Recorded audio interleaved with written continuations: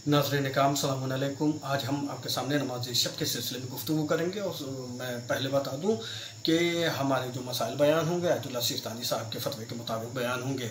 तो अज़ीज़ों, नमाज शब की फ़जीलत क्या है, सबसे पहले इसके बारे में आपसे गुफ्तगू कर ली जाए कि नमाज शब के सिलसिले में हमारे इमाम ने क्या कहा है। तो इमाम के कौल के मुताबिक अगर कोई ये चाहता है कि उसके रिस्क में खुदा इजाफा कर दे, अगर कोई ये चाहता है कि उसके कर्ज अदा हो जाए, अगर कोई ये चाहता है कि खुदावंद आलम उसके हम व गम को, उसकी परेशानियों को दूर कर दे, अगर कोई ये चाहता है कि अल्लाह उसके चेहरे को नूरानी बना दे, अगर कोई ये चाहता है कि अल्लाह उसकी तमाम परेशानियों को दूर कर दे, उसकी आंखों की रोशनी में इजाफा कर दे, तो छठे इमाम फरमाते हैं उसे नमाज शब पढ़ना चाहिए। तो अजीज़ों, देखा आपने नमाज शब की बड़ी फजीलत है और बहुत से रवायात हैं, मैं उनकी तरफ जाना नहीं चाहता। तो आइए नमाज शब कैसे पढ़ा जाए और कितनी रकात है। नमाज शब 11 रकात है और इसमें 8 रकात नमाज शब की नीयत के साथ पढ़ा जाएगा।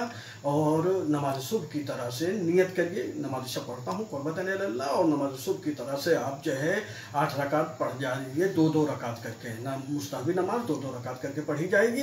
तो 4 मरतबा आप जब पढ़ेंगे तो 8 रकात हो जाएगी। फिर उसके बाद से नमाज शफ़ है।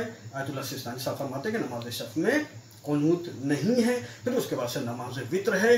नमाज वित्र में अब वो आपका मशहूर कुनूत है जिसमें 40 मोमिन मोमिनात के नाम लिए जाते हैं। उसके बाद से आयतुल्लाह सिस्तानी साहब फरमाते हैं कि इसकी तफसील की क्या पढ़ना चाहिए, किस तरह पढ़ना चाहिए, इसकी कौन सी दुआ पढ़ना चाहिए, इसकी तफसील अगर आपको और मतलूब है तो आप दुआओं की किताब की तरफ मुराजा कर सकते हैं। अजीज़ों, जब हम दुआओं की किताब के सिलसिले में जब हम नज़र डालते हैं तो दुआओं और अमाल की किताब के हिसाब से सबसे मोतबर किताब और सबसे मशहूर किताब और दुनिया के खित्ते खित्ते में पाई जाने वाली किताब मफातिहुल जनान है, जिसे शेख अब्बास कुम्मी ने तहरीर किया है। अजीज़ों, तो उसमें नमाज शब के सिलसिले में लिखा है कि नमाज शब की वो 8 रकात जो 2-2 रकात करके आपको पढ़नी है 4 मरतबा, अगर कोई उसे सिर्फ सूरह हमद के ज़रिए पढ़ना चाहे तो पढ़ सकता है। यानी क्या मतलब, नियत के लिए नमाज शब पढ़ता हूँ क़ुर्बतन अल्लाह, फिर सूरह हमद, फिर रुकू, फिर सजदे में जाइए, दोनों सजदे खड़े होइए, फिर सूरह हमद, फिर उसके बाद से रुकू और दोनों सजदे। और अगर कोई चाहता है कि नहीं इससे बेहतर और इसे बेहतर अंदाज में पढ़ना चाहता है तो आप जो है ये 8 रकात में आप सूरह हमद के बाद और कुल हुवल्लाह पढ़ सकते हैं। यानी मसलन नमाज नियत करके नमाज से पढ़ता हूँ 2 रकात क़ुर्बतन इल्लल्लाह, उसके बाद सूरह हमद, फिर उसके बाद कुल हुवल्लाह, फिर उसके बाद से रुकू और दोनों सजदे, फिर खड़े हो जाए, फिर सूरह हमद, फिर कुल हुवल्लाह, फिर कुनूत। इसमें आप कोई सी भी जो है दुआ पढ़ सकते हैं, दुआ कुनूत। दूसरी रकात में जब कुल हुवल्लाह पढ़ लिया आपने या सिर्फ हमद पढ़ रहे हैं तो उसके बाद दुआ कुनूत है, कोई भी दुआ कुनूत पढ़ सकते हैं। सुभान अल्लाह सुभान अल्लाह सुभान अल्लाह 3 मरतबा सुभान अल्लाह सुभान अल्लाह सुभान अल्लाह कहना भी काफ़ी है। अब आइए नमाज शफ़ के बारे में गुफ्तगू की जाए कि नमाज शफ़ और नमाज वित्र में कहा गया है कि सूरह हमद और कुल हुवल्लाह के ज़रिए से भी आप जो है नमाज शफ़ और नमाज वित्र पढ़ सकते हैं। यानी नमाज शफ़ पढ़ता हूँ क़ुर्बतन इल्लल्लाह, सूरह हमद, फिर उसके बाद से कुल हुवल्लाह, फिर रुकू, फिर दोनों सजदे, फिर खड़े हो जाइए, फिर सूरह हमद और फिर सूरह हमद, फिर कुल हुवल्लाह। इसमें कुनूत नहीं है। आयतुल्लाह सिस्तानी साहब कहते हैं कि नमाज शफ़ में कुनूत नहीं है। अगर कोई पढ़ता है तो रजा की नियत से पढ़ सकता है, लेकिन इसमें कुनूत नहीं है। तो कुल हुवल्लाह के बाद आप जो है रुकू करिए, सजदे करिए, और अगर सजदा करने के बाद तशहुद व सलाम पढ़ के नमाज को तमाम कर दीजिए। लेकिन अगर कोई चाहता है कि नमाज शफ़ को और बेहतर तरीके से पढ़ना चाहता है तो सूरह हमद के बाद, पहली रकात में सूरह हमद के बाद कुल या अय्युहल काफ़िरून, कुल औज़ु बिरब्बिन नास पढ़ें, उसके बाद से रुकू करे, फिर दोनों सजदे, फिर खड़ा हो जाए। दूसरी रकात में सूरह हमद के बाद कुल औज़ु बिरब्बिल फलक। ये दोनों सूरह कुरान मजीद की अवाखिर की वो सूरह हैं और आप इसके बाद से इसमें कुनूत तो है नहीं। उसके बाद से आप रुकू करिए, दोनों सजदे करिए और तशहुद व सलाम पढ़ के नमाज शफ़ को तमाम कर दीजिए।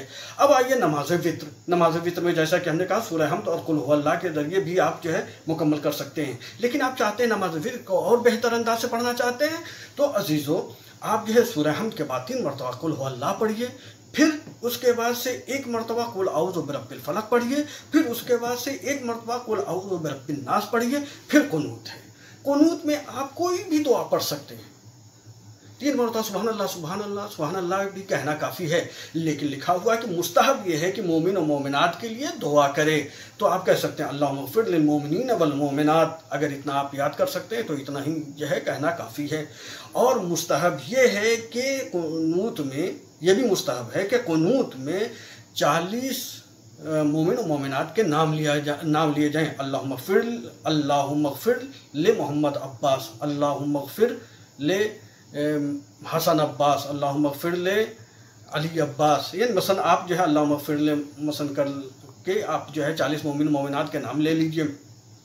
اور اس کے بعد سے دیکھیں یہیں پہ شیخ عباس قمی صاحب ایک یعنی بہت ہی مشہور و معروف بہت ہی جید عالم دین شیخ طوسی علیہ الرحمہ کیا حوالہ دے کے کہتے ہیں کہ نماز وطر کے قنوت میں اتنی دعائیں ہیں کہ سب کو جمع کرنا ممکن نہیں ہے، لہذا جو مشہور ہے وہ لوگ پڑھتے ہیں۔ تو 40 مومن و مومنات کے نام لینے کے بعد رسول خدا جو ہے مثلا اس طرح سے دعائے قنوت پڑھتے تھے کہ 70 مرتبہ استغفر اللہ ربی واتوب الیہ کہتے تھے، پھر اس کے بعد جو ہے 7 مرتبہ کہتے تھے ھذا مقام الاعوذ بک من النار، 7 مرتبہ کہتے تھے، اور چوتھے امام اس میں 300 مرتبہ الاف الاف الاف کہتے تھے۔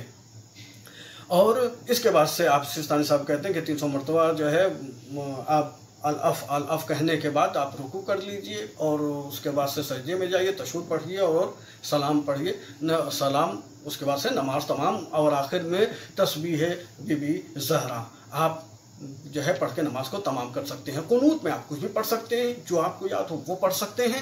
تو اب آ جائیے عزیزو کچھ مسائل کے بارے میں جو آیت اللہ سستانی صاحب سے پوچھے گئے ہیں۔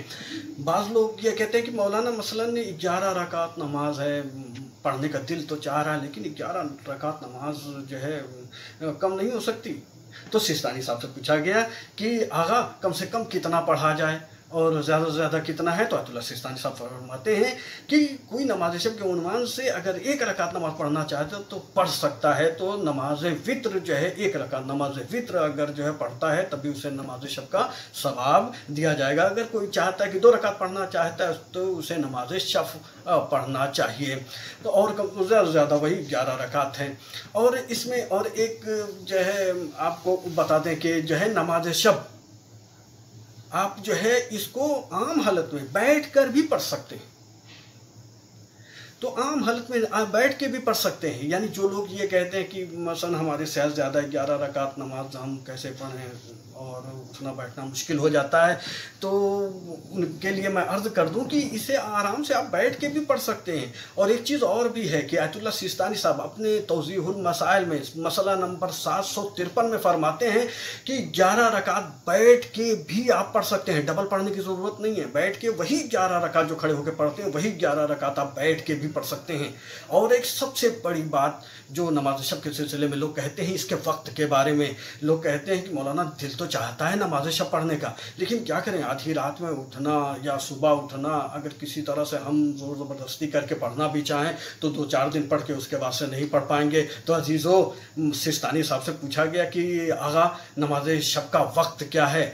تو مسئلہ نمبر 760 توضیح المسائل میں اور ان کی کتاب مقدمہ احکام عبادت میں مسئلہ نمبر 59 میں یہ لکھا ہوا ہے کہ نماز شب کا وقت اول شب سے شروع ہوتا ہے طلوع فجر تک، یعنی اگر آپ نماز شب پڑھنا چاہتے ہیں تو نماز عشاء پڑھنے کے بعد آپ نماز شب پڑھ سکتے ہیں آیت اللہ سستانی صاحب کے نظریے کے مطابق۔ اور عزیزو اور بعض لوگ یہ کہتے ہیں کہ مثلا ہم 40 مومن و مومنات کے جو ہے نام اتنا یاد نہیں ہے تو کیا کم پہ ہو سکتا ہے؟ آیت اللہ سستانی صاحب فرماتے ہیں یجوز، یعنی کم بھی پڑھا جا سکتا ہے، اور اگر کوئی زیادہ کرنا چاہے تو یہ اسے یاد رکھنا چاہیے 40 مومنین و مومنات سے زیادہ اگر نام لینا چاہتا ہے تو اسے یاد رکھنا چاہیے کہ جو اس میں 40 روایت میں ہے کہ 40 مومن و مومنات کے نام لیے جائیں، اگر کوئی زیادہ کرنا چاہتا ہے تو مثلا زیادہ نام لے سکتا ہے۔ اور عزیزو ایک بات اور کہ بعض لوگ کہتے ہیں کہ وہ جو ہے अज़ान व अक़ामत के बारे में लोग सवाल करते हैं कि नमाज शब में अज़ान व अक़ामत के सिलसिले में आप बताइए कि कब किया जाए और किस तरह से किया जाए, अज़ान व अक़ामत क्या अज़ान व अक़ामत है। तो मैं अर्ज़ कर दूं कि आयतुल्लाह सिस्तानी साहब फरमाते हैं कि नमाज यौमिया के अलावा अज़ान व अक़ामत किसी भी वाजिब नमाज के लिए नहीं है। जब नहीं है तो फिर मुस्तहब्बी नमाज के लिए भी नहीं है, जब वाजिब के लिए नहीं है तो फिर मुस्तहब्बी नमाज के लिए नहीं है। तो सिर्फ नमाज पंजगाना में जो है अज़ान व अक़ामत है। एक सवाल और जो है लोग करते हैं, कहते हैं कि मसलन हमारे ऊपर जो है क़ज़ा नमाज भी वाजिब है, तो क्या ऐसा मुमकिन है कि हम नमाज शब के लिए उठें और क़ज़ा नमाज की नियत करके पढ़ लें, तो क्या हमें नमाज शब का भी सवाब मिल जाएगा? आयतुल्लाह सिस्तानी साहब फरमाते हैं कि अगर आपने क़ज़ा नमाज की नियत से नमाज पढ़ी तो वो नमाज शब हिसाब नहीं होगी।